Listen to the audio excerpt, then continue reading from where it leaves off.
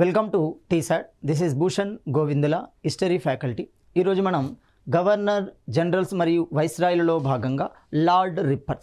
So సాధారణంగా ఈ governor generals viceroy's ఏ విధంగా వచ్చారు గమనిస్తే 1857 తిరుగుబాటు తర్వాత మొత్తం బ్రిటిష్ విధానంలో భారతదేశం పట్ల పూర్తి విధానాన్ని మార్చుకోవడం జరిగింది. అంటే అప్పటి వరకు ఈస్ట్ ఇండియా రూపంలోనే, కేవలం వ్యాపారాల రూపంలోనే, వ్యాపార కోణంలోనే భారతదేశాన్ని చూడడం జరిగింది. ఎప్పుడైతే 1857 తిరుగుబాటు జరిగిందో 1858 నవంబర్ నెలలో మనకి విక్టోరియా మహారాణి ప్రకటన అనేది రావడం జరుగుతుంది. దాన్ని మనము విక్టోరియా ప్రొక్లమేషన్స్ అంటాం.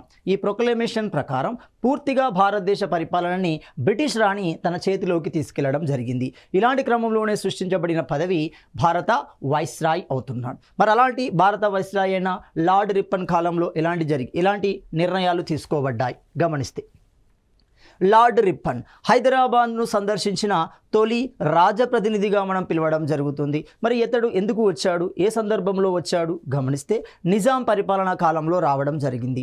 6వ నిజాం మీర్ మెహబూబ్ అలీ ఖాన్ అంటాం. ఈ మీర్ మెహబూబ్ అలీ ఖాన్ 2.5 సంవత్సరాల బాలుడుగానే రాజుకి నిజాం సుల్తాన్గా ప్రకటించబడడం జరుగుతుంది. అతనికి అంత అవగాహన లేదు, పూర్తిగా లోకజ్ఞానం కూడా లేదు. కాబట్టి సాలార్జంగ్ ఆధ్వర్యంలో ఒక కమిటీ ఏర్పాటు చేయబడి అతని 18 సంవత్సరాల వరకు ఆనాటి హైదరాబాద్ ప్రాంతాన్ని పరిపాలించడం జరుగుతుంది. ఎప్పుడైతే 18 సంవత్సరాలు నిండాయో ఈ 6వ నిజాం పట్టాభిషేకం చేసుకున్నాడు. ప్రజా సమక్షంలో సుల్తాన్గా ప్రకటించబడడం జరిగింది. ఆ సమావేశానికి, ఆ పట్టాభిషేకానికి లార్డ్ రిప్పన్ ఆహ్వానించబడడం జరిగింది. అందుకే హైదరాబాదును సందర్శించిన తొలి రాజప్రతినిధిగా మనం పిలవడం జరుగుతుంది. అంతేకాకుండా మరి ఇతని కాలంలో ఎలాంటి నిర్ణయాలు తీసుకోబడ్డాయి, చాలా గొప్ప నిర్ణయాలు తీసుకోబడడం జరిగింది. నేటికి వాటిని అనుసరిస్తున్నాం. అలాంటి నిర్ణయాలలో మొదటి ఫ్యాక్టరీ చట్టము అంటున్నాం. మరి మొదటి ఫ్యాక్టరీ చట్టం ఎప్పుడు వచ్చింది? 1881 సంవత్సరంలో రావడం జరిగింది. 1881 సంవత్సరానికి మొదటి ఫ్యాక్టరీ చట్టాన్ని తీసుకొచ్చి నిర్ణీత గంటలను ప్రవేశపెట్టడం జరిగింది. నిర్ణీత వయసును ప్రవేశపెట్టడం జరిగింది. అంటే చిన్నపిల్లలని ఫ్యాక్టరీలలో, కర్మాగారాలలో తీసుకెళ్లకుండా రిస్ట్రిక్షన్ వేశాడు.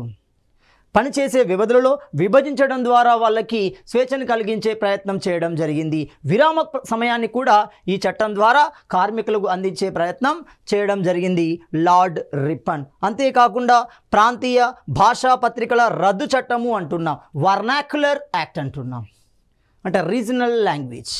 ఎందుకంటే ఈ ప్రాంతీయ భాషలో పత్రికలు ఉండడం ద్వారా బ్రిటిష్ వ్యతిరేక భావజాలాన్ని ప్రజలకు అందిస్తున్నారు అనే నెపంతో ఈ ప్రాంతీయ భాషలో ఉన్న పత్రికలని రద్దు చేసే ప్రయత్నాలు చేయడం జరుగుతుంది. ఇలాంటి క్రమంలోనే లార్డ్ రిప్పన్ ప్రాంతీయ భాష పత్రికల రద్దు చట్టాన్ని తీసుకొచ్చి ప్రాంతీయ భాషలకి అవకాశాన్ని కల్పించడం జరిగింది. తద్వారా ప్రాంతీయ భాషలో అనేక పత్రికలు వచ్చి సమాచారాన్ని ప్రజలకి చేరవేసే ప్రయత్నం చేయడం జరిగింది. అలాంటి చట్టం మనకి 1882లో రావడం జరిగింది. లార్డ్ రిప్పన్ యొక్క 4వ అంశాన్ని గమనిస్తే, స్థానిక సంస్థల ద్వారా స్వపరిపాలన ప్రవేశపెట్టడం జరిగింది. సాధారణంగా భారతదేశంలో ఈ స్వపరిపాలన వ్యవస్థకి మూలకారకులు, ఆద్యులు ఎవరు అయితే చోళులు అంటాం. ఆ చోళుల గ్రామీణ పరిపాలన వ్యవస్థను ఆధారంగా చేసుకునే ఈ స్థానిక పరిపాలన అనేది రూపుదిద్దుకోవడం జరిగింది. మరి ఇలాంటి స్థానిక పరిపాలనకి ఒక చట్టబద్ధత తెచ్చిన వ్యక్తి ఎవరు అంటే లార్డ్ రిప్పన్. మరి ఏ సంవత్సరంలో? 1882లో స్థానిక సంస్థల ద్వారా స్వపరిపాలన ప్రవేశపెట్టే ప్రయత్నం చేయడం జరిగింది. అందుకే ఇతన్ని ది ఫాదర్ ఆఫ్ ఈ స్వపరిపాలన విధానానికి ఫాదర్గా పిలవడం జరుగుతుంది. The father of local governments in ఇండియాగా లార్డ్ రిప్పన్ను పిలవడం జరుగుతుంది. అంతేకాకుండా వివిధ రకాల కార్యక్రమాలు కూడా చేపట్టాడు. అందులో భాగంగానే 1884 ఇల్బర్ట్ బిల్లును తీసుకురావడం జరుగుతుంది. మరి ఏంటి ఇల్బర్ట్ బిల్? అక్కడ వుడ్స్ డిపాచ్ అంటే డల్హౌసీకి వెళ్తుంది. ఇల్బర్ట్ బిల్ అంటే మనకి లార్డ్ రిప్పన్కి వెళ్ళడం జరుగుతుంది. ఈ ఇల్బర్ట్ బిల్ ద్వారా భారతీయ న్యాయవాదులకు కూడా కొద్దిగా అవకాశాన్ని కలిగించాడు. అప్పటి వరకు భారతీయ న్యాయవాదులకి యూరోపియన్ యొక్క క్రిమినల్ కేసులను వాదించే అవకాశం లేదు. కాబట్టి అలా వాదించే అవకాశాన్ని భారతీయులకు కూడా యూరోపియన్లతో సమానంగా అందించే ప్రయత్నం చేశాడు. ఆ బిల్లుకు వ్యతిరేకంగా అనేక తిరుగుబాట్లు వచ్చాయి. బ్రిటిష్ అధికారులు, బ్రిటిష్ న్యాయవాదులు ఇతని మీద ఒత్తిడి తీసుకురావడం జరిగింది. సో ఇదే ఇల్బర్ట్ బిల్. 1884 కారకుడు ఎవరు అంటే లార్డ్ రిప్పన్ అవుతున్నాడు. అదేవిధంగా న్యాయశాఖను వేరుపరిచాడు. క్రమంగా ఆర్థిక శాఖ నుండి న్యాయశాఖను వేరుపరిచి రెండింటికి స్వతంత్రత ఇచ్చాడు. వాటిని మరింత పటిష్టంగా అమలుపరచడానికి కావలసిన మార్గాలని సుగమనాన్ని ఏర్పాటు చేసిన వ్యక్తి లార్డ్ రిప్పన్ అవుతున్నాడు. అంతేకాకుండా విద్యా వ్యవస్థలో మార్పు కోసం హంటర్ కమిషన్ వేయడం జరుగుతుంది. డబ్ల్యూడబ్ల్యూ హంటర్ కమిషన్ అంటాం. 2 హంటర్ కమిషన్లు ఉంటాయి. జలియన్ వాలాబాగ్ సందర్భంలో ఆ సంఘటనపై నిర్వహణ కోసం హంటర్ కమిషన్ ఏర్పాటు చేయబడుతుంది. ఇక్కడ విద్యా కమిషన్ కోసం హంటర్ కమిషన్ వేయబడడం జరుగుతుంది. అలాంటి హంటర్ కమిషన్ 1882లో ఏర్పాటు చేసింది ఎవరు? Lord Ripon. ఈ హంటర్ కమిషన్ ఏమవుతుంది? విద్యా వ్యవస్థలో మార్పు కోసం తీసుకురావడం జరిగింది. మరి ఈ కమిషన్ ఏమని చెప్పింది అంటే ప్రాథమిక విద్యను రాష్ట్ర ప్రభుత్వమే నిర్వహించాలి అని సూచించింది. అంటే primary education under control by ఎవరి ఆధీనంలో? రాష్ట్రం ఆధీనంలో ఉంటేనే బాగుంటుంది. ఎందుకంటే భారతదేశంలో బహురాష్ట్రాలు ఉన్నాయి. అంటే ఆ కాలంలో ప్రెసిడెన్సీల రూపంలో కనబడుతున్న ఇక్కడ ఒక విషయాన్ని గమనించాలి. రాష్ట్రం అనే మాట ప్రెసిడెన్సీ కంటే చిన్నది అవుతుంది. ఇప్పుడు బొంబాయి ప్రెసిడెన్సీని తీసుకోండి, మద్రాస్ ప్రెసిడెన్సీని తీసుకోండి. మద్రాస్ ప్రెసిడెన్సీలో ప్రస్తుతం 2 రాష్ట్రాలు ఉన్నాయి. ఈనాటి తమిళనాడు, ఈనాటి ఆంధ్ర రాష్ట్రం 2 కలిస్తేనే ఆనాడు మద్రాస్ ప్రెసిడెన్సీగా పిలవడం జరుగుతుంది. బొంబాయి ప్రెసిడెన్సీని తీసుకోండి. ఈనాటి మహారాష్ట్ర, ఈనాటి గుజరాత్ రాష్ట్రాల కలయికే ఆనాడు బొంబాయి ప్రెసిడెన్సీగా పిలువబడడం జరుగుతుంది. ఉదాహరణకి హైదరాబాద్ సంస్థానాన్ని తీసుకోండి. ఈనాటి కన్నడలోని కొంత ప్రాంతం, మరాఠవాడలోని కొంత ప్రాంతం, అదేవిధంగా తెలంగాణ ప్రాంతం కలిసి ఆనాడు హైదరాబాద్ సంస్థానం. ఇట్లా ఆనాటికి ఈనాటికి తేడా కనపడుతుంది. కాబట్టి ఆనాడు ప్రెసిడెన్సీలుగా పిలుస్తున్నాం. క్రమంగా ఎస్ఆర్సీ రిపోర్ట్ ఎప్పుడైతే వచ్చిందో, ఫజల్ అలీ కమిషన్ ఎప్పుడైతే ఏర్పడిందో, ఈ రాష్ట్రం అనే పదానికి ప్రాచుర్యం అనేది ఏర్పడడం జరుగుతుంది. సో ఇలాంటి సందర్భంలోనే ప్రాథమిక విద్యని రాష్ట్ర ప్రభుత్వమే నిర్వహించాలని సూచించడం జరిగింది. తద్వారా విద్యా అవకాశాలు అనేవి భారతీయులకు పెరిగాయి.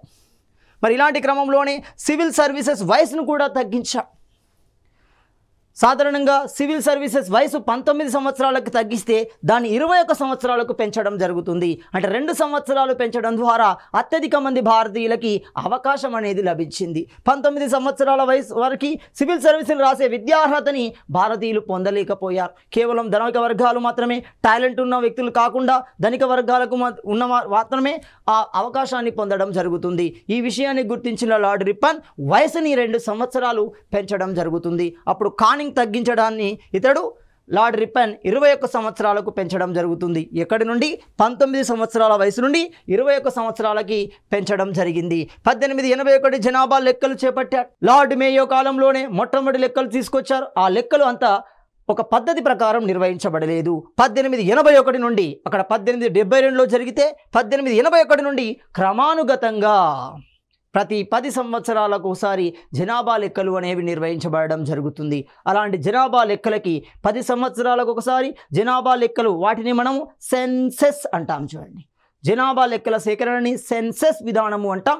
అలాంటి క్రమబద్ధమైన విధానం మనకి లార్డ్ రిప్పన్ కాలంలో 1881 నుండి ప్రారంభం కావడం జరుగుతుంది. అంతేకాకుండా కరువుపై కోడ్ను కూడా రూపొందించడం జరిగింది. అంటే కరువు సందర్భంలో ఏ ప్రాంతాలు ఎంత మేరకి ఏ విధమైన ఆర్థిక నష్టాన్ని చవిచూశాయి, దాన్ని ఏ విధంగా భర్తీ చేయాలి, దానికోసం ఒక ఫెమైన్ కోడ్ని కూడా, కరువు కోడ్ను కూడా రూపొందించాడు 1883 లార్డ్ రిప్పన్ కాలంలో ఏర్పడిన కరువు సమస్య మీద, కరువు పరిష్కారం మీద. అంతేకాకుండా తాలూకా, జిల్లా, నగరపాలక బోర్డులను కూడా ఏర్పాటు చేశాడు. మరింత సుపరిపాలన అందించే ప్రయత్నం చేయడం జరిగింది లార్డ్ రిప్పన్. లార్డ్ కర్జన్ అంటే లార్డ్ రిప్పన్ తర్వాత వచ్చిన మరో వ్యక్తి, గవర్నర్ జనరల్గా ఉన్న వ్యక్తి లేదా వైస్రాయ్ స్థానంలో ఉన్న వ్యక్తి లార్డ్ కర్జన్ అవుతున్నాడు. ఈ లార్డ్ కర్జన్ చేసిన సంస్కరణలు ఏంటి? ఒకటి, క్షమ నివారణ కోసం మ్యాక్ డొనాల్డ్ కమిటీని ఏర్పాటు చేయడం జరిగింది. ఏంటి మ్యాక్ డొనాల్డ్ అంటే? క్షామ నివారణ కోసం, అంటే కరువు నివారణ కోసం మ్యాక్ డొనాల్డ్ అధ్యక్షతన ఒక కమిటీని వేయడం జరిగింది. ఖచ్చితంగా అంచనా వేస్తూ సంబంధిత వర్గాలకి, బాధిత వర్గాలకి సహాయం అందించే విధంగా మ్యాక్ డొనాల్డ్ కమిటీని 1901లో ఏర్పాటు చేశాడు లార్డ్ కర్జన్. ఇతని కాలంలోనే మనకు బెంగాల్ విభజన ప్రారంభమవుతుంది. గమనించాలి. వ్యవసాయ అభివృద్ధి కోసం సహకార సంఘాలను స్థాపించడం జరిగింది. కోఆపరేటివ్ సొసైటీస్ ఎప్పుడు స్థాపించాడు? 1904వ సంవత్సరంలో స్థాపించి తద్వారా రుణాలు ఇచ్చే సదుపాయాన్ని అందించడం జరిగింది. అంటే ఆర్థిక మద్దతుని ఇచ్చే ప్రయత్నం సహకార సంఘాల ద్వారా జరిగింది. వాళ్ళకి కావాల్సింది ఏంది? వ్యవసాయానికి ఎంత మద్దతు ఇస్తే తద్వారా ఏర్పడే దిగుబడి తెస్తే ఆ దిగుబడి నుండి వాళ్ళ పన్నులు అనేవి ఎక్కువగా వసూలు అవుతాయి. వాళ్ళ అల్టిమేట్ అల్టిమేట్ గోల్ ఏంటంటే ఆర్థిక వనరులను దోచుకోవాలి.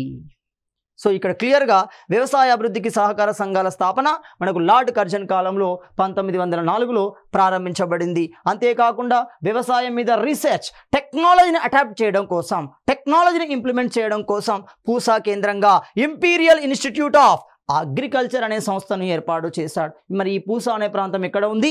బీహార్ ప్రాంతంలో ఉంది. బీహార్లోని పూసా కేంద్రంగా ఈ సంస్థను ఏర్పాటు చేసింది లార్డ్ కర్జన్. అంతేకాకుండా అనేక వ్యవస్థలను వ్యవస్థీకరించాడు, అనేక వ్యవస్థలను సంస్కరించే ప్రయత్నం చేశాడు లార్డ్ కర్జన్. అందులో భాగంగా పోలీస్ శాఖను వ్యవస్థీకరణ చేయడం కోసం, పోలీస్ శాఖలో సంస్కరణలు చేపట్టడం కోసం మనకి ప్రేజర్ కమిటీని ఏర్పాటు చేయడం జరిగింది. ప్రేజర్ కమిటీ అనేది మనకి పోలీస్ శాఖ వ్యవస్థీకరణకు సంబంధించింది. అదేవిధంగా రైల్వే వ్యవస్థ సంస్కరణ కోసం థామస్ రాబర్ట్సన్ కమిషన్ను ఏర్పాటు చేశాడు 1902 సంవత్సరానికి. అంతేకాకుండా భారత పురావస్తు శాఖను సర్ జాన్ మార్షల్ డైరెక్టర్గా పునర్నిర్మించడం జరిగింది 1902 సంవత్సరంలో. Archaeological department sir John Marshall ఆధ్వర్యంలోనే మనకి సింధు నాగరికత ఆనవాళ్ళు హరప్పా అనే ప్రాంతంలో వెలుగులోకి వస్తాయి. అందుకే సింధు నాగరికత ప్రాంతాన్ని హరప్పా నాగరికతగా పిలవడం జరుగుతుంది. 1922-24 మధ్య ఈ తవ్వకాలు జరిపిన వ్యక్తి సర్ జాన్ మార్షల్. కాబట్టి ఇతడు తవ్వకం మొదటగా తవ్విన ప్రదేశం ఏమవుతుంది? హరప్పా ప్రాంతం. అందుకే చరిత్రలో అది హరప్పా నాగరికతగా, హరప్పన్ సివిలైజేషన్గా పేరు పొందడం జరిగింది. అలాంటి శాఖను ఏర్పాటు చేసిన వ్యక్తి ఎవరు అంటే మనకు లార్డ్ కర్జన్ అవుతున్నాడు. అతని తర్వాత రైట్ 1904 సంవత్సరంలో విశ్వవిద్యాలయ కమిషన్ను ఏర్పాటు చేశాడు విద్యా వ్యవస్థ సంస్కరణ కోసం. అంటే లార్డ్ కర్జన్ కాలంలో అనేక సంస్థలు, అనేక పరిశ్రమలు, అనేక ప్రభుత్వ విభాగాలు అనేవి పూర్తిగా ప్రక్షాళన చేయబడ్డాయి. ఆ ప్రక్షాళనల కాలంలోనే విశ్వవిద్యాలయాల కమిషన్ ఏర్పాటు చేయబడింది. మరి విశ్వవిద్యాలయ కమిషన్కు అధ్యక్షుడు ఎవరున్నారు? సర్ థామస్ లీ అనేవాడు ఉండడం జరిగింది. సర్ థామస్ లీ అధ్యక్షతన యూనివర్సిటీ కమిషన్ 1904లో ఏర్పాటు చేయబడింది. 1905 బెంగాల్ విభజన అంటున్నాం, వెరీ వెరీ ఇంపార్టెంట్. బెంగాల్ విభజన, దీనికి వ్యతిరేకంగా వచ్చిందే యాంటీ బెంగాల్ మూమెంట్ అవుతుంది. అంటే బెంగాల్ విభజనను వ్యతిరేకిస్తూ ఉద్యమం అనేది వస్తుంది. ఈ ఉద్యమ కాలంలోనే ప్రజలు ఉపయోగించిన నినాదం వందే మాతరం. అందుకే బెంగాల్ విభజన వ్యతిరేకోద్యమాన్ని వందే మాతర ఉద్యమము అంటున్నాం. ఈ ఉద్యమాన్ని కొనసాగించే క్రమంలో స్వదేశీ భావజాలను ఇంట్రడ్యూస్ చేశారు. అందుకే ఇది స్వదేశీ ఉద్యమంగా టర్న్ తీసుకోవడం జరుగుతుంది. అంటే ఈ మూడులో భాగాలుగానే మనకు కనబడతాయి. సంవత్సరాల్లో చిన్నపాటి తేడా వస్తుంది తప్ప, కానీ బెంగాల్ విభజన, ఆ సందర్భంలో నినాదం ఉపయోగించడం ద్వారా వందే మాతరం, అందులో సిద్ధాంతాన్ని అనుసరించడం ద్వారా స్వదేశీ ఉద్యమంగా అది మార్పు చెందడం జరుగుతుంది. అలాంటి సందర్భంలో గవర్నర్ జనరల్గా ఉన్న వ్యక్తి ఎవరు అంటే లార్డ్ కర్జన్ అవుతున్నాడు. అంతేకాకుండా ఈ లార్డ్ కర్జన్ యొక్క జీవిత చరిత్రని the life of lord Curzon పేరుతో రాశాడు. ఎవరు రాశారు? బెర్నార్డ్ షా రాయడం జరిగింది. బెర్నార్డ్ షా అనే చరిత్రకారుడు the life of lord Curzon పేరుతో అతని ఆటో బయోగ్రఫీని రాయడం జరుగుతుంది. రైట్. ఇతని తర్వాత వచ్చిన వ్యక్తి లార్డ్ కానింగ్ అంటున్నాం. ఈ లార్డ్ కానింగ్ కాలంలో గవర్నర్ వ్యవస్థ కాస్త వైస్రాయ్ వ్యవస్థగా రూపాంతరం చెందడం జరుగుతుంది. లార్డ్ కానింగ్ ప్రభు విక్టోరియా మహారాణి ప్రకటన సందర్భంలో నియమించబడిన పదవి, ఆ పదవిని చేపట్టిన మొదటి వ్యక్తిగా మనము లార్డ్ కానింగ్ని పిలవడం జరుగుతుంది. ఇక్కడ 2 ప్రశ్నలు దాగి ఉంటాయి చూడండి. ఒకటి, భారతీయ గవర్నర్ జనరల్, చిట్ట చివరి భారతీయ governor general lord Canning. So Bengal governor general Warren Hastings, భారతీయ గవర్నర్ జనరల్ విలియం బెంటింగ్, చివరి భారతీయ గవర్నర్ జనరల్ లార్డ్ కానింగ్, మొదటి భారతీయ వైస్రాయ్ లార్డ్ కానింగ్. అదేవిధంగా చివరి British governor general Mountbatten, మొదటి భారతీయ governor general of India C Rajagopalachari. ఈ 5ని క్లియర్గా గుర్తుపెట్టుకోవాలి. ఇక్కడ క్లియర్గా గమనిస్తే లార్డ్ కానింగ్ అంటున్నాం, చిట్ట చివరి గవర్నర్ జనరల్ ఆఫ్ ఇండియా, అదేవిధంగా మొట్టమొదటి వైస్రాయ్ అవుతున్నాడు. మరి ఏ చట్టం ప్రకారం వచ్చాడు గమనిస్తే 1858 చట్టం ప్రకారం వస్తున్నాడు. ఇక్కడ క్వశ్చన్ ఫ్రేమ్ అయ్యే విధానాన్ని కనుక గమనిస్తే టిపికల్గా అయ్యే అవకాశం ఉంటుంది. ఏంటి? బెంగాల్ గవర్నర్ ఏ చట్టం ప్రకారం, భారతీయ గవర్నర్ జనరల్ ఏ చట్టం ప్రకారం, భారతీయ వైస్రాయ్ ఏ చట్టం ప్రకారం. బెంగాల్ గవర్నర్ వారన్ హేస్టింగ్ 1773 చట్టం ప్రకారం, అదే భారతీయ గవర్నర్ జనరల్ 1833 చట్టం ప్రకారం. అదేవిధంగా 1858 చట్టం ప్రకారం వైస్రాయ్ పదవి అనేది సృష్టించబడడం జరుగుతుంది. ఇలా లార్డ్ కానింగ్ ప్రభు అనేవాడు నియమించబడడం జరిగింది. మరి ఇతని కాలంలో జరిగిన సంస్కరణ ఏంటి? మొట్టమొదటి సంస్కరణ గమనిస్తే 1861లో ఆర్కియాలజికల్ సర్వే డిపార్ట్మెంట్ని ఏర్పాటు చేయడం జరిగింది. ఈ ఆర్కియాలజికల్ సర్వే డిపార్ట్మెంట్ ఏర్పాటు చేయడం ద్వారా భారతదేశంలో చారిత్రక సాంస్కృతిక ఆధారాలు అనేవి వెలుగులోకి వచ్చాయి. సరే, అవి వక్రీకరించబడ్డాయి తర్వాత గమనిస్తే. సో ఫస్ట్ మనకు ఆధారాలు ఉన్నాయి, చారిత్రక సాంస్కృతిక పరమైన పురాణ ఆధారాలు ఉన్నాయి అనేది ఈ డిపార్ట్మెంట్ వచ్చిన తర్వాత ఎక్కువ తవ్వకాలు జరిగింది. ఈ తవ్వకాలలో 2 కోణాలు ఉన్నాయి.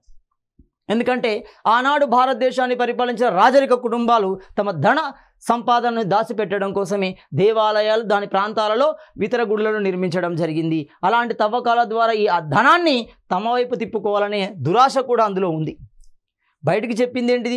చరిత్ర కోణాన్ని వెలుగులోకి తీస్తున్నాము అంటున్నారు. కానీ భారతీయ సంపద దాగి ఉన్న ప్రదేశాలను తవ్వకాలు ఈ రూపంలో జరిగాయి. చాలా సంపద అంటే దాగి ఉన్న సంపద మొత్తం తవ్వకాల రూపంలో బయటపడి అది లండన్కు తరలించబడడం జరుగుతుంది. ఉదాహరణకి లండన్ మ్యూజియంలో ఇప్పటికి గమనిస్తే పికాక్ థ్రోన్ అంటాం చూడండి, నెమలి సింహాసనం షాజహాన్ కాలం నాటిది ఉంది. కోహినూర్ వజ్రం ఉంది. కోహినూర్ వజ్రం, నెమలి సింహాసనం కూడా మనకి ఇక్కడ ఎవరి కాలానికి? షాజహాన్ కాలానికి సంబంధించింది ఇక్కడ ఉండడం జరిగింది. అంటే భారతదేశంలో అత్యధిక విలువ కలిగిన వస్తువులు కూడా ఈ తవ్వకాలలో బయటపడి అవి లండన్కు తరలించబడ్డాయి. రైట్, ఇది ఆర్కియాలజికల్ సర్వే డిపార్ట్మెంట్ ఎవరి కాలంలో? లార్డ్ కానింగ్లో ఏర్పడింది. మరి ఎక్కడ ఏర్పడింది అంటే కోల్కతా కేంద్రంగా దీన్ని ఏర్పాటు చేయడం జరిగింది. అదేవిధంగా లార్డ్ మాయో, ఇతన్ని లార్డ్ మేయో లేదా లార్డ్ మాయో అంటాం. ఈ లార్డ్ మేయో ఎవరు గమనిస్తే ఇతని కాలంలోనే దేశ చరిత్రలో మొదటిసారిగా జనాభా లెక్కల ప్రారంభం అనేది జరుగుతుంది. ఇక్కడ క్వశ్చన్ కన్ఫ్యూజ్ కాకూడదు. ఇక్కడ గమనిస్తే విషయాన్ని లోతుగా గమనిస్తే మొట్టమొదటిసారిగా దేశంలో జనాభా లెక్కల ప్రారంభం అనేది లార్డ్ మేయో కాలంలో జరిగింది. కానీ క్రమానుగతంగా ప్రతి 10 సంవత్సరాలకు ఒకసారి ఒక క్రమ పద్ధతి ప్రకారం జనాభా లెక్కల సేకరణ అనేది రిప్పన్ కాలంలో ప్రారంభమవుతుంది. అది 1881 అవుతుంది. ఇది 1871, 72 అవుతుంది. కాబట్టి దేశంలో తొలి జనాభా లెక్కల సేకరణ ప్రారంభించబడిన వ్యక్తి ఎవరు అంటే వైస్రాయ్ లార్డ్ మేయో అవుతున్నాడు. ఇతని కాలంలోనే 2వ సంస్కరణ గమనిస్తే రైల్వే బడ్జెట్ రూపకల్పన జరుగుతుంది. రైల్వే బడ్జెట్ రూపకల్పన కూడా ఇతని కాలంలోనే రూపొందించబడడం జరుగుతుంది. భారతీయ చరిత్రలోనే హత్యకు గురి అయిన మొదటి వైస్రాయిగా లార్డ్ మేయో పిలువబడుతున్నాడు. మరి ఇలాంటి లార్డ్ మేయో హత్యకు గురి కావడానికి కారణం ఏంటి? హత్య గురి కావడానికి కారణం ఏంటి అంటే 1853 సంవత్సరానికి వచ్చిన వహాబీ ఉద్యమం. సో వహాబీ ఉద్యమం వాయువ్య భారతంలో ప్రారంభమై క్రమంగా హైదరాబాద్ కేంద్రంగా ఒక ఉచ్చ స్థితికి చేరడం జరుగుతుంది. 1857 తిరుగుబాటు హైదరాబాద్ కేంద్రంగా రావడంలో క్రియాశీలక పాత్ర పోషిస్తుంది వహాబీ ఉద్యమం. అలాంటి వహాబీ ఉద్యమాన్ని అనుసరించిన వ్యక్తులను, ప్రారంభించిన వ్యక్తులను, విస్తరించిన వ్యక్తులను ముజాయిదులు అంటాం చూడండి. సో ఈ ముజాయిదుల ఆధ్వర్యంలో ఆ ముజాయిదుకు సంబంధించిన ఒక వ్యక్తి ఇతన్ని లార్డ్ మేయోని చంపడం జరుగుతుంది. ఆ వ్యక్తిని మనం ఏమంటాం? అలీ అంటాం. ఎవరి అలీ అంటే వహాబీ ఉద్యమానికి సంబంధించిన నాయకుడు. సో ఇది భారతదేశంలో వైస్రాయిగా ఉన్న వ్యక్తి మొదటగా చంపబడడం లార్డ్ మేయో అవుతున్నాడు. ఆ తర్వాత లార్డ్ మింటో ఆర్ లార్డ్ మెంటో అంటాం. లార్డ్ మింటో క్లియర్గా గమనించాలి. లార్డ్ మింటో 1905 నుండి 1910 మధ్య వైస్రాయిగా కొనసాగడం జరిగింది. మరి ఈ 5 సంవత్సరాల కాలంలో ఎలాంటి సంస్కరణలు చేపట్టారు? సో ఇతని యొక్క అసలు బిరుదు గమనిస్తే ఫాదర్ ఆఫ్ కమ్యూన్ కాన్స్టిట్యూషన్ అంటాం. ఇక్కడ కమ్యూన్ కాన్స్టిట్యూషన్ అంటే ఏంటి? మత నియోజకవర్గాలను ఏర్పాటు చేసిన, మత నియోజకవర్గాలకు అవకాశం ఇచ్చిన రాజ్యాంగంగా పిలుస్తున్నాము. అందుకే ఇతన్ని the father of communal electorates in India. అంటే మత ప్రాతిపదికన నియోజకవర్గాల విభజన అనేది జరిగింది. ఎవరి కాలంలో? లార్డ్ మింటో కాలంలో. చూడండి ఇక్కడ 1905 నుండి 1910 అంటున్నాం. ఆ సందర్భంలో ఏం జరిగింది? బెంగాల్ విభజన జరుగుతుంది. బెంగాల్ విభజన వ్యతిరేక ఉద్యమం జరుగుతుంది. భారతీయ సమాజంలో గమనిస్తే మొట్టమొదటి అధిక జనాభా హిందూ రూపంలో ఉంటే 2వ మెజారిటీ ముస్లిం రూపంలో ఉంది. ఈ 2 సమూహాలు కనుక కలిసిపోతే ఉద్యమం ఉధృత స్థాయిలో ఉచ్చస్థితిలోకి వెళ్ళిపోతుంది. ఒక బలమైన, ఒక సంక్లిష్టమైన ఉద్యమంగా మారుతుంది. మరి ఇలా మారద్దు అంటే ఈ 2 వర్గాల మధ్య విభజన అనేది రావాలి. కాబట్టి క్లియర్గా ముస్లింలకి మతం పేరుతో అంటే హిందువుల నుండి ఇతర మతాలను వేరు చేసే క్రమంలోనే ఈ మత నియోజకవర్గాలు అనేవి రావడం జరిగింది. సో అలాంటి మత నియోజకవర్గాలు రావడానికి కారకుడు ఎవరు అంటే లార్డ్ మింటో అంటున్నాం. ఆ మత నియోజకవర్గాలను ప్రకటించిన చట్టాన్ని గమనిస్తే 1909 చట్టం, దాన్ని మింటో మార్లే చట్టము అంటున్నాం. ఎప్పుడైతే 1909 సంవత్సరంలో మింటో మార్లే చట్టం రూపంలో మత నియోజకవర్గాలు ప్రకటించబడ్డాయో అది మరిన్ని మతాలకు విస్తరించడం జరుగుతుంది. ఆనాటి సిక్కు, ఆనాటి పార్సీ, ఆనాటి క్రైస్తవ, ఆనాటి జైన, ఆనాటి బౌద్ధ వంటి ఇతర మతాలకు కూడా విస్తరించే క్రమం 1919 మాంటేగు చేమ్స్ఫోర్డ్ సంస్కరణ ద్వారా అది విస్తరించే ప్రయత్నం చేస్తుంది. అంటే క్లియర్గా భారతీయ సమాజంలో మతపరమైన చిచ్చు పెట్టింది. ఆ చిచ్చే క్రమంగా 1947లో పాకిస్తాన్ ఆవిర్భావానికి కారణమైంది. కాబట్టి మతతత్వమే ఈ దేశ విభజనకు ప్రధాన మెట్టు. ఆ మెట్టుకి కారకుడు ఎవరు అంటే లార్డ్ మింటో అవుతున్నాడు. అందుకే ఇతన్ని ఏమంటున్నాం, the father of communal constitution లేదా మత నియోజకవర్గాల పితాగా పిలవడం జరుగుతుంది. మరి ఇతని కాలంలో చేపట్టిన మరో సంస్కరణ గమనిస్తే స్వదేశీ ఉద్యమం ఇతని కాలంలో ప్రారంభమవుతుంది. ఎప్పుడు? 1906 నుండి ప్రారంభమవుతుంది. ఈ స్వదేశీ ఏంటి? స్వదేశీ అంటే దేశానికి సంబంధించింది, రైట్? స్వదేశీ అంటే దేశానికి సంబంధించిన భావన, దేశీయ ఉత్పత్తికి సంబంధించిన భావన, దేశీయ సమాజానికి మేలు చేసే దేశీయ ప్రజలు ఉపయోగించే విధానాలు అవుతున్నాయి. కాబట్టి స్వదేశీ భావన బెంగాల్ విభజన వ్యతిరేకోద్యమ కాలంలో రావడం జరుగుతుంది. క్రమంగా అది ఒక స్వదేశీ రూపాన్ని సంతరించుకోవడం జరుగుతుంది. అలాంటి స్వదేశీ ఉద్యమానికి కర్త కర్మ క్రియలుగా బాలగంగాధర్ తిలక్ వ్యవహరిస్తున్నారు. లాల్ బాల్ పాల్ రూపంలో స్వదేశీ ఉద్యమం అనేది దేశ స్థితిలో ఉచ్చ స్థితికి చేరిపోవడం జరుగుతుంది. ఆ సందర్భంలో ఉన్న వైస్రాయ్ ఎవరు అంటే లార్డ్ మింటో అవుతున్నాడు. రెండోది, ముస్లిం లీగ్ కూడా ఏర్పాటు చేయబడింది.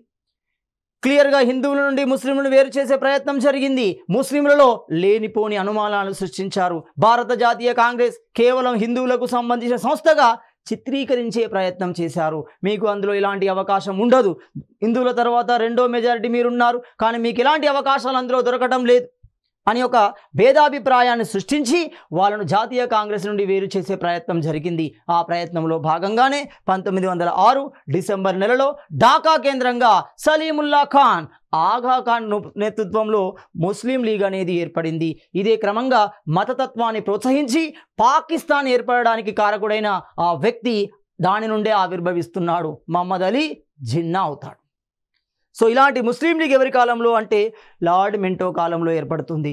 అదేవిధంగా సూరత్ తీలిక అంటున్నాం, సూరత్ పట్టణం అవుతుంది. ఎక్కడ?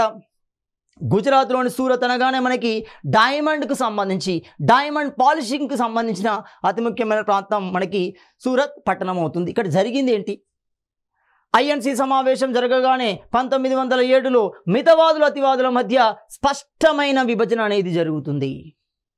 స్వదేశీ ఉద్యమాన్ని కొనసాగించాలని కొందరు, రైట్, స్వదేశీ ఉద్యమం కాకుండా బెంగాల్ విభజన వ్యతిరేక ఉద్యమాన్ని కొనసాగించాలని కొందరు.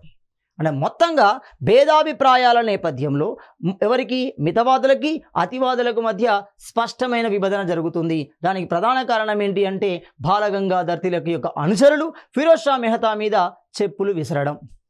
ఫిరోజ్ షా మెహతా మితవాదులలో గొప్ప నాయకుడు, గొప్ప భావజాలాలు కలిగిన వ్యక్తి. అలాంటి వ్యక్తి మీద చెప్పులు విసరడంతో కోపగించిన గోపాలకృష్ణ గోఖలే వెంటనే బాలగంగాధర్ తిలక్ని హెచ్చరిస్తున్నాడు, నీ సమూహాన్ని తీసుకెళ్లి సమావేశం నుండి బయటికి వెళ్ళండి. అలా రావడంతోనే చరిత్రలో అది సూరత్ చీలికగా పిలవడం జరుగుతుంది. అలాంటి చీలిక సందర్భంలో కూడా ఉన్న వ్యక్తి ఎవరు అంటే లార్డ్ మింటో అవుతున్నాడు. అలాంటి లార్డ్ మింటో తర్వాత గమనిస్తే లార్డ్ హార్డింగ్ టూ అంటున్నాం. లార్డ్ హార్డింగ్ టూ అంటున్నాం అనగానే మనకి రాజధాని మార్పు అనేది జరుగుతుంది. Very very important. బెంగాల్ విభజన రద్దు ప్రకటన చేస్తున్నాడు. మరి బెంగాల్ విభజన ఎప్పుడు ప్రారంభమైంది? 1905లో ప్రారంభమైంది. బెంగాల్ విభజన రద్దు ఎప్పుడు వచ్చింది? 1911లో రావడం జరుగుతుంది. ఆ సందర్భంలోనే రెండో ప్రకటన వచ్చింది చూడండి. బెంగాల్ విభజన సందర్భంలో హిందువుల నుండి వేరు చేసే ప్రయత్నం జరిగింది. ముస్లింలకు ప్రత్యేకమైన సంస్థ ముస్లిం లీగ్ రూపంలో ఏర్పడింది. అప్పుడు ముస్లింలు బ్రిటిష్ వారిని క్వశ్చన్ చేశారు, మీరు చెప్పినట్టుగానే చేశాను, మీరు చేయడం వల్ల మాకు అభివృద్ధి జరిగింది, కానీ మా నిర్ణయానికి వ్యతిరేకంగా మీరు ఆ బెంగాల్ విభజనని రద్దు చేస్తున్నారు, ఇది కరెక్ట్ కాదు. ఎందుకంటే బెంగాల్ విభజన రద్దు చేస్తే ఉద్యమ లక్ష్యం నెరవేరినట్టే, వాళ్ళ లక్ష్యాన్ని చేరుకున్నట్టే, కాబట్టి వాళ్ళ లక్ష్యాన్ని సాధించినట్టే. కాబట్టి క్లియర్గా ఏం చేసింది? బెంగాల్ విభజన రద్దు ప్రకటన సందర్భంలోనే రాజధానిని తీసి ఢిల్లీకి పంపించింది చూడండి. ఢిల్లీ అనగానే చరిత్రలో మనకి ఢిల్లీ సుల్తాన్ల రూపంలో, మొఘల్ సుల్తాన్ల రూపంలో ముస్లింల యొక్క పరిపాలన అడ్డా కేంద్రంగా కనబడుతుంది. బెంగాల్ అనగానే హిందువులకు అడ్డాగా ఉంది, బెంగాల్ ప్రాంతానికి అడ్డాగా ఉంది. బెంగాల్ ప్రాంతం అంటే హిందూ భావజాలంతో అత్యధిక జనాభా కలిగిన, భావజాల వ్యాప్తికి కూడిన ప్రదేశంగా మనకు బెంగాల్ ప్రాంతాన్ని గమనించవచ్చు. ఒక సుభాష్ చంద్రబోస్ని, ఒక బంకిం చంద్ర చటర్జీని, ఒక రవీంద్రనాథ్ ఠాగూర్ని, ఒక సురేంద్రనాథ్ బెనర్జీ లాంటి వ్యక్తులను గమనిస్తే ఈ బెంగాల్ నుండే పురుడు పోసుకున్నారు. కాబట్టి జాతీయ భావజాలాలు ఎక్కువగా ఉన్న ప్రదేశం ఇది. ఒకవేళ ఇలాగే కొనసాగితే బ్రిటిష్కి సంకట పరిస్థితి ఏర్పడడం తథ్యం. కాబట్టి ఈ భావజాలాన్ని తగ్గించాలి అంటే రాజధానిని ఢిల్లీకి మార్చాలి. రెండో విషయం చూడండి, ఢిల్లీ అనేది ముస్లింలకు అడ్డాగా ఉంటుంది కాబట్టి రాజధాని మార్చడం ద్వారా సౌకర్యాలు పెరుగుతాయి. ఆ సౌకర్యాలు ముస్లింలు ఉపయోగించుకొని అభివృద్ధి చెందే అవకాశం ఉంటుంది. అక్కడ ఫేవర్ జరిగింది చూడండి. బెంగాల్ విభజన రూపంలో హిందువులకు ఫేవర్ జరిగితే రాజధాని రూపంలో ముస్లింలకు ఫేవర్ అనేది జరిగింది. అలాంటి రాజధాని ప్రకటన చేసిన వ్యక్తి ఎవరు అంటే లార్డ్ హార్డింగ్ II అంటున్నాం. వారన్ హేస్టింగ్ కాలంలో ఏమవుతుంది, బెంగాల్ రాజధాని ముర్షిదాబాద్ నుండి కోల్కతాకు మారిస్తే లార్డ్ హార్డింగ్ IIలో కోల్కతా నుండి ఢిల్లీకి మార్చడం జరుగుతుంది. సో అలాంటి ప్రకటన చేసిన వ్యక్తి ఎవరు అంటే లార్డ్ హార్డింగ్ II అంటున్నాం. ఇతని కాలంలోనే గేట్వే ఆఫ్ ఇండియా నిర్మాణం జరిగింది. ఎప్పుడైతే బెంగాల్ విభజన జరుగుతుందో, బెంగాల్ విభజన వ్యతిరేకోద్యమం జరుగుతుందో ఆ సందర్భంలో బ్రిటిష్ యొక్క యువరాజు భారతదేశానికి రావడం జరుగుతుంది. ఆ భారతదేశానికి వచ్చిన ప్రదేశం బొంబాయి గేట్. ఎంట్రన్స్ అనేది బొంబాయి ప్రాంతంలో ఉంటుంది. అతడు పాదం మోపిన చోట గేట్వే ఆఫ్ ఇండియాను ఏర్పాటు చేశారు. గేట్వే ఆఫ్ ఇండియాను ఏర్పాటు చేయడం జరిగింది. అదేవిధంగా లార్డ్ చేమ్స్ఫోర్డ్ అంటున్నాం. మరి లార్డ్ చేమ్స్ఫోర్డ్ కాలంలో జరిగింది ఏంటి, జలియన్ వాలాబాగ్ దురంతం నిర్వహించబడింది. జలియన్ వాలాబాగ్ పంజాబ్ కేంద్రంగా జరిగిన అల్లర్ల నేపథ్యంలో కాల్పులు జరుగుతున్నాయి. ఈ సందర్భంలో ఏర్పాటు చేయబడిన చట్టమే రౌలత్ చట్టం అవుతుంది. రౌలత్ బిల్ వ్యతిరేక ఉద్యమం అవుతుంది. గాంధీ స్వయంగా అన్నాడు, ఇట్ ఈజ్ ఏ బ్లాక్ యాక్ట్గా పిలవడం జరిగింది, నల్ల చట్టంగా పిలవడం జరిగింది గాంధీజీ. అదే కాలంగా మాంటేగు సంస్కరణలు ఇతని కాలంలో వచ్చాయి. మాంటేగు చేమ్స్ఫోర్డ్ సంస్కరణలు అంటున్నాం. 1919వ సంవత్సరంలో మాంటేగు చేమ్స్ఫోర్డ్ సంస్కరణలు అనేవి రావడం జరిగింది. ఇదే సందర్భంలో సహాయ నిరాకరణం కూడా కొనసాగుతుంది. 1920 నుండి 22 మధ్య గాంధీ నేతృత్వంలో మొట్టమొదటి ఆయుధాన్ని ఉపయోగిస్తున్నాడు. గాంధీ చేతిలో ఉన్న రెండు ప్రధాన అస్త్రాలు, ఒకటి సహాయం, రెండు నిరాకరణం అవుతుంది. సహాయ నిరాకరణంలో భాగంగా సత్యాగ్రహానికి ఉన్న ప్రధాన రెండు ఆయుధాలలో ఒకటి సహాయాన్ని నిరాకరించాలి, శాసనాన్ని ఉల్లంఘించాలి. సో ఫస్ట్ ప్లాన్ని ఇంప్లిమెంట్ చేస్తున్నాడు సహాయ నిరాకరణ ఉద్యమ రూపంలో. 1920 నుండి 1922 మధ్య 22లో జరిగిన చౌరీ చౌరా సంఘటన గాంధీజీని కలత చెందిస్తుంది. కాబట్టి ఎవరిని సంప్రదించకుండా తానే స్వయంగా నిర్ణయం తీసుకుంటాడు. ఆ నిర్ణయం సందర్భంలో ఉన్న వ్యక్తి ఎవరు అంటే లార్డ్ చేమ్స్ఫోర్డ్ అవుతున్నాడు. సో లార్డ్ చేమ్స్ఫోర్డ్ కాలంలో మనకి కేరళ కేంద్రంగా మోప్లాల తిరుగుబాటు కూడా జరుగుతుంది. అరేబియా కేంద్రం నుండి వచ్చి మలబార్ తీరంలో స్థిరపడిన వ్యక్తులు పేద ముస్లిం రైతులే ఈ మోప్లాలు అవుతారు. అలాంటి మోప్లాలకు నాయకుడుగా అలీ మస్లియా నాయకత్వం వహించి ఆనాటి భూస్వాములకు వ్యతిరేకంగా తిరుగుబాటు చేస్తున్నాడు. ఆ తిరుగుబాటు సందర్భంలో జరిగింది సహాయ నిరాకరణోద్యమం అవుతుంది. సో ఇలాంటి సంఘటనలు మొత్తం మనకి లార్డ్ చేమ్స్ఫోర్డ్ కాలంలో నిర్వహించబడడం జరిగింది. తదుపరి సంఘటనలను తదుపరి వీడియోలో మనం చర్చించుకుందాం.